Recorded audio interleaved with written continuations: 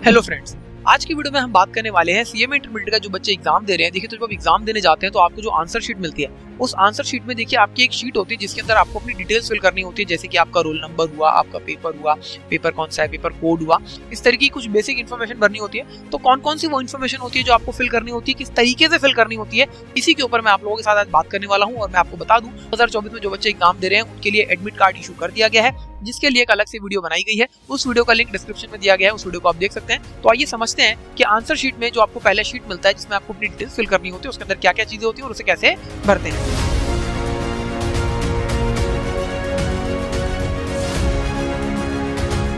तो देखिए, इंस्टीट्यूट देखिए हर बार ये चीज बताता है कि किस तरीके से आपकी इंस्ट्रक्शंस रहने वाली है, तो उन्हीं इंस्ट्रक्शंस को हम यहाँ पर रेफर करने वाले हैं। तो क्लियरली यहाँ पर लिखा गया है, देखिए कैंडिडेट्स को अपना रोल नंबर लिखना होता है, और ये रोल नंबर देखिए आपको अपना दो तरीके से लिखना होता है। कौन से दो तरीकों से सर? पहले आपको देखिए वर्ड्स में लिखना होता है, उसके बाद आपको नंबर्स में लिखना होता है, और उसके नीचे देखिए ओएमआर शीट पर आपको उन नंबर्स को टिक करना होता है। किस तरीके से मैं भी आपको बता दूंगा।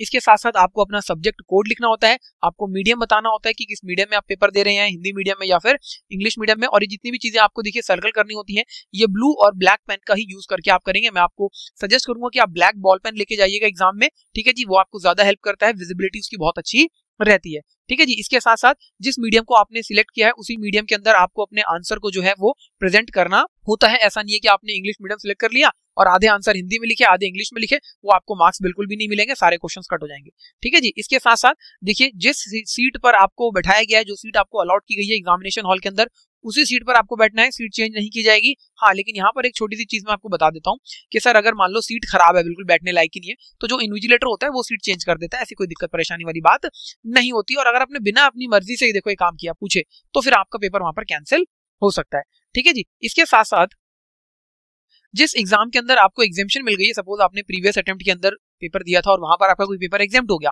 तो उस पेपर के अंदर आपको देखिए बैठने की जरूरत नहीं है। लेकिन अगर आप सपोज वहां पर उस पेपर में जाकर बैठ जाते हैं और पेपर दे देते हैं, इनकेस आपको लगता है कि चलो एक बार देख लेते हैं कैसा है, तो ये ध्यान रखना कि आपकी जो एग्जेम्पशन थी वो विड्रॉ मान ली जाएगी, कि आपने उस एग्जेम्पशन को विड्रॉ कर लिया है, ऑटोमेटिकली विड्रॉवल लग जाएगा, ठीक है जी। एडमिट कार्ड देखिए आप अपना साथ लेके जाएंगे, जो कि आपको इन्विजिलेटर को देना होगा, और इन्विजिलेटर उसके ऊपर देखिए टाइम और साइन करके आपको जो है वो दे देता है। एक तरीके से आपकी पीछे एडमिट कार्ड की अटेंडेंस शीट होती है जिसको वो फिल करता है, ठीक है जी। तो यही बात यहाँ पर बताई गई। अब आंसर शीट जो मैंने आपको कहा मिलती है, उसमें किस तरीके से आपको चीजें फिल करनी होती है, तो वो यहाँ पर मैं आपके साथ दिखाने वाला हूँ। तो देखिए रोल नंबर इन वर्ड्स में आप यहाँ पर लिखते हो, ठीक है जी। इसके बाद डेट ऑफ एग्जामिनेशन आप यहाँ पर डालते हो, कौन सा ग्रुप है, ग्रुप फर्स्ट है या ग्रुप सेकंड है, ठीक है जी। एग्जाम आपका 2016 सिलेबस के हिसाब से या 2022 सिलेबस के हिसाब से है, वो आप यहाँ पर टिक करते हो, ठीक है जी। इसके साथ साथ कौन सा मीडियम है, इंग्लिश मीडियम है, हिंदी मीडियम है, तो जो भी मीडियम है उस पर इस तरीके से आप सर्कल करते हो। इसके बाद सब्जेक्ट कोड आपका क्या है, जो भी पेपर है आपका पेपर, ठीक है जी, वो आप सब्जेक्ट कोड यहाँ पर लिखते हो। फिर उसके नीचे जो भी कोड है, सपोज 00 है तो मैं 00 पे ऐसे करके कर दूंगा। रोल नंबर यहाँ पर आप देखिए नंबर्स में लिख दोगे, और उसके बाद जैसे यहाँ पर 4 है, यहाँ 3 है, यहाँ 7 है, यहाँ 2 है, यहाँ 1 है, यहाँ 9 है, ठीक है जी। तो अब आप क्या करोगे, यहाँ पर 4 को सिलेक्ट करोगे, ऐसे कर दोगे पूरा, यहाँ पर 3 को ऐसे कर दोगे, ठीक है जी। तो ये ब्लू और ब्लैक पेन से ही करना है, इस चीज का ध्यान रखना। यहाँ पर आपको अपने सिग्नेचर कर देने हैं, जो भी आपका नाम है, जैसे आप साइन करते हो, ठीक है जी, वो आप यहाँ कर दोगे। आपको एक स्टिकर दिया जाएगा, वो स्टिकर यहाँ पर आपको लगाना होता है, ठीक है जी। तो इस तरीके से आपकी ये होती है, ठीक है जी। यहाँ पर